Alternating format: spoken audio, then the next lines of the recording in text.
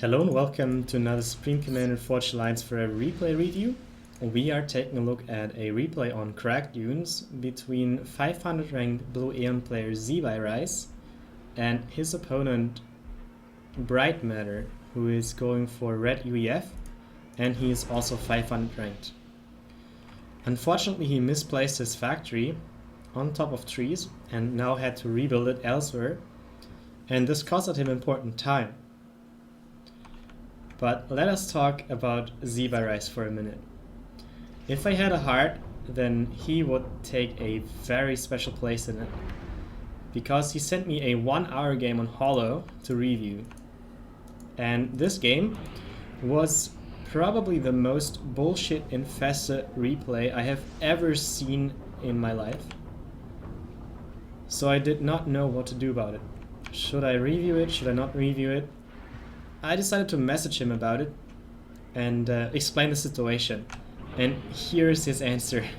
He said that he wants to improve at FAF. And if he doesn't play well, then I should tell him, because this is the only way he can improve. And I have his exclusive permission to roast him for 1 hour. And I'm gladly going to do so. So yes, you're going to get a 1 hour replay review on Hollow. And I want you all to remember this guy's face. This is what a future top player of FAF looks like. This guy has passion. He has passion, and he's also overbuilding power. Let's take a look at his setup. His factory is going for an engineer light assault bot scout mix. He has 2 light assault bots already, and apparently they are traveling in a group. So you should not use 2 light assault bots at once, just like I explained in the Hollow replay review for Tatsu. A job that can be performed by a single light assault bot is not going to be any different from a job that can be performed by 2 light assault bots, right? So it doesn't matter if you have 1 or 2. 2 are more expensive than 1, but these units are actually doing the same. They get killed by a tank, and it doesn't matter if you have 1 or 2. And they kill engineers, and it doesn't matter if you have 1 or 2. So get 1 next time, not 2. This also applies to the second group that is currently coming out of this factory. And let's take a look at the global perspective. So brightmatter is using just a single lab. One of them is here, killing the Hydro engineer, which is very good. And the other one is here, attacking this engineer. Now this is where brightmatter would have to commit.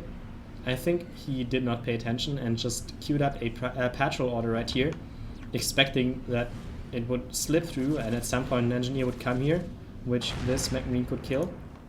But this is where you have to pay attention to the map, brightmatter, and actually kill this engineer, right?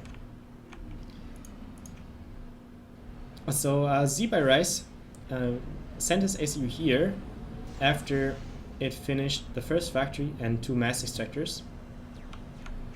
It built another 2 mass extractors here and reclaimed 2 wreckages, a rhino and a pillar. Now his mass balance is positive, so he's not reclaiming more, but there are 2 rhino wreckages, 1 pillar wreckage, and several civilian structures in the range. So I would say sending this ACU here that early on is going to be a waste.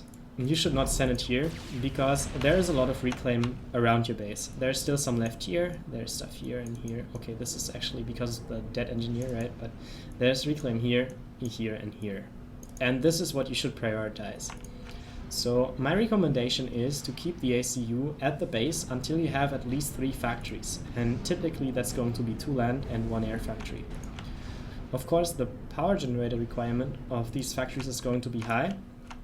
So you should probably build like a total of at least 8 power generators, right? Or 3 power generators and the Hydro. But since the Hydro is far away and you would probably send your first engineers here, you would possibly overbuild power. So get a total of the equivalent of 11 power generators or 6 power generators and the Hydro. And the extra power is going to allow you to tech one of those mass extractors with the reclaim here. This would be a reasonable opening. the reason why you don't send your ACU to this position so early on is that you want to keep the build power of the ACU in your core.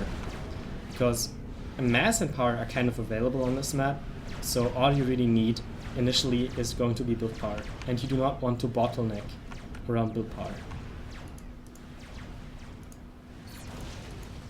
Let's take a look at the setup of the opponent. So right now the opponent has 3 land factories, and it seems like one of them is producing engineers and the other 2 are producing tanks.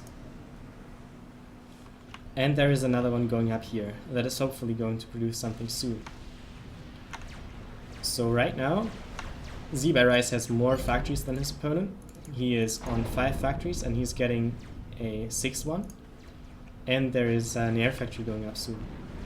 This is ringed by T1 power generators, so it's probably going to go T2 at some point. But you can tell that the ring of power generators is going to complete before the factories even started, and this is probably going to be too late of an air factory, right? So air is something where you want to build up a time-based production lead rather than a scale-based production lead, because a scale-based production lead is going to require multiple air factories and 3 power generators per air factory. So getting air early, especially on turtlish maps like this one, where everything travels through 2 chokes, you would rather build air early than build lots of air factories later. Plus, the one who has the air earlier can use the air control against the opponent by building bombers and transports, right? So having such a late air factory is going to be a liability. The eco management is unfortunately very bad right now. So there are some idle factories which should be producing standard unit compositions, and I suppose one of them could actually go T2 if that's what you want. Also taking more mixes is an option, right? So there is a lot of more reclaim on the map. You have not touched this reclaim field yet, even though it's directly next to your main base. Same for the reclaimables here and all those rocks. So I can say with confidence you could be taking like 3 mixes more, and you would not power stall, and you would probably not mass stall either, since there is so much reclaim left, and your reclaiming units are actually in good positions to grab all of that.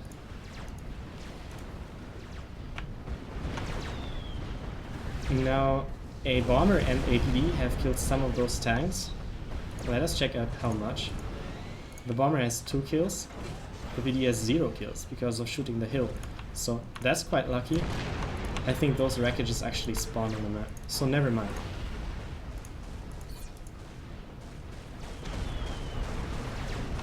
This unit composition should have some anti-air, because if you play Aeon, it is usually expected that the opponent is going to make use of bombers to kill your Aurora. Aurora are very weak against bombers and very strong against T1 units, and that's why you need the anti-air in the mix to compensate for the weakness. And you should also have a bit more RT to actually kill this PD, right? So by now this PD actually has 6 kills. Apparently it did kill some tanks, and I hope you're not sending even more into it. That would be a shame.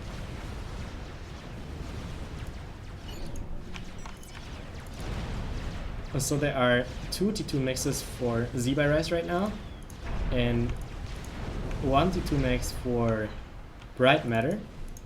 So ZByRise is better in the tech side of things. Map control wise, ZByRise also has the advantage. You can see how he's controlling the entire middle. Apparently he's putting most of the mass into mass extractor upgrades. Commander under attack. And the sensor upgrade of the ACU. So the sensor upgrade of the ACU is actually very strange. You would never go sensor first on pretty much any map, because your ACU should be getting either gun or T2, and on a high mass map like this you can probably afford either.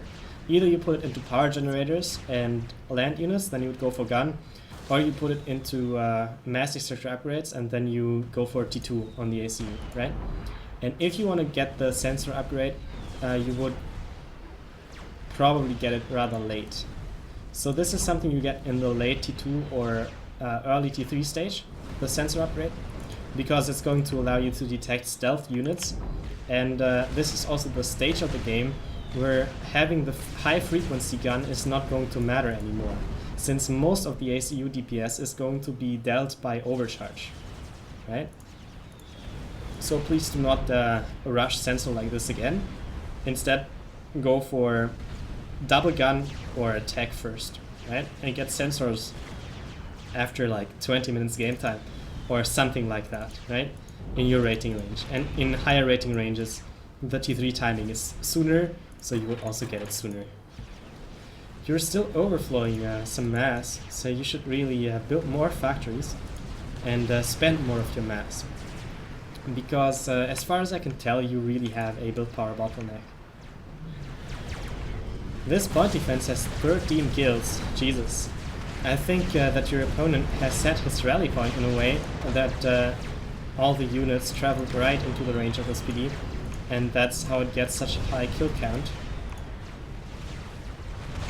But I think this push is going to be a problem. You can see why, right? This is a defeat in detail situation.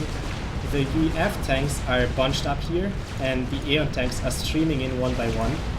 Plus, your micro on the Aeon tanks are is going to make it impossible for them to stay at maximum range and dodge any projectiles, right? So this attack was very costly for you. Even if you now manage to kill all of the UEF tanks with this PD, because he just keeps sending them, right? But now he's retreating, which is a good choice. And now these bombers have been killing so many of the tanks. 7 kill PD right here, 3 kill ACU, okay, 4 kill RT. And of course we have the bombers. And the bombers died, but you can see by the wreckage that this was a lot of stuff that got killed by those bombers. So I'm glad you have interceptors now.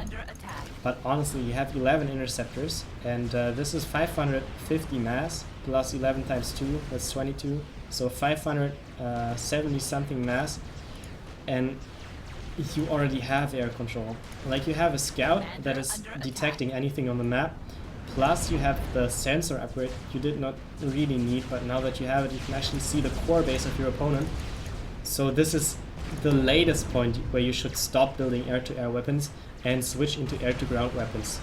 So you could go for RT on those factories, please don't let this idle, and put those RT units into several transports and drop them on the enemy side of the map, maybe around these power generators and around the Hydra here. This would deal quite a strong blow. Or you would simply go for bombers, which are easier to handle than transports usually. And since there is not a ton of anti-air for the opponent and absolutely zero interceptors, the bombers will at least drop one bomb before they die. And with your economic position, you can afford many bombers and set your opponent behind. And now you are definitely overbuilding engineers. I think this factory has been building engineers for the entire game, and there must be some extra factories that have been building engineers, or I have just lost track of time because this has been dragged out for so long. But do you see what I see? Zebra Rise has basically no tanks, so there are 7 tanks total, and there are 30 engineers or something, right? These bombers, even though Zebra Rise has his air-to-air weapons, aren't actually being shot down. So I think this is some map awareness issue actually. And my advice is to stay zoomed out and do not focus on what is going on around a certain unit, right? And don't pay attention to the details, but pay attention to the big picture. I guess at some point I'm going to provide a tutorial on how to stay zoomed out and actually not get distracted by details. But this time is not now yet, unfortunately. You'll have to wait for some time. So I guess with absolutely no tanks for Zebra Rise, brightmatter can actually mount any kind of land-based attack and kill Zebra Rise. The question is just, when is he going to notice, right? And I think that's going to be soon. I don't know what happened here and why Zebra Rise just stopped building factories. Like, those factories have been killed by bombers and a ridiculously low amount of T1 RD, and he hasn't rebuilt anything since. So yeah, he's building bombers now, but this transition into air to ground weapons was too late. And now you can see what's happening, right? The ACU is getting swarmed by tanks from both sides. And all the mass is invested into engineers or mass extractor upgrades or fighters. And none of these are needed right now. What's needed are just tanks, right? So this is going to be game. I think there's nothing that Zebrares can do. Let's speed this up a little bit. And here we go, he's getting killed. So another replay review with a very tragic ending, but I hope there have been many learnings. So let me summarize the key points again. On this map, you should build at least 3, maybe 4 or even more factories with your ACU, and enough power generators to operate them. And this is probably when you want to send the ACU into the battlefield the earliest, because anything sooner than that is just going to sacrifice build power of the ACU for nothing. And then you should not let bombers and arty attack your flank for the entire game, because those weren't many units. You just did not pay attention to it at all, and that's why they managed to take out your stuff. Then please do not overestimate the amount of interceptors your opponent has. Rather use the sensors you have, like the scout and the ACU upgrade, to identify that you already have air control and you can switch into transports or bombers. And this amount of mass structure upgrades is just going to be a liability on a small map like this, because you actually need the build power to make use of it. And lots of T1 engineers are a good start. I guess you could build some extra T1 power generators with them, and then build a T1 land factory which you immediately upgrade to T2 and possibly also to T3 after you build a T2 power generator with the assistance of all of those engineers, right? So you could have gone for Harbies with this setup for sure, or for sniper bots. It would not have been a problem economically speaking. But I do not think you need high-tech units on this map in the first place. It would have been so much better to just build more factories and outscale your opponent. So I hope this short replay review helped, and good luck and fun in your games. And don't forget to check out the 1 hour replay review on Holo, right? You're going to learn a lot. See you next time.